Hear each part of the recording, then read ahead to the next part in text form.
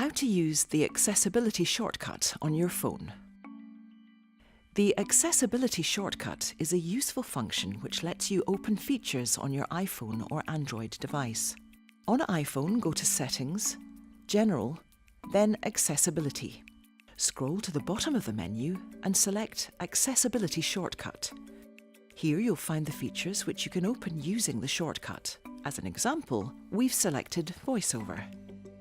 To turn on Voiceover using the accessibility shortcut, triple-click the Home button.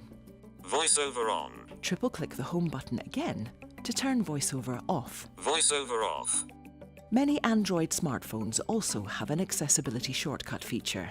Each Android device might be slightly different, but here we're using a Samsung A5.